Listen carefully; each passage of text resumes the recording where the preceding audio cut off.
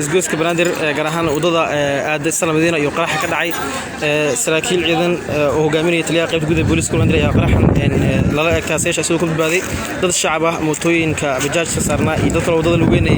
iyo qarax saameyn weyn ku yeeshay gaarigan wuxuu ka mid yahay baabuurta gubatay oo qasaaraha weyn ka soo gaaray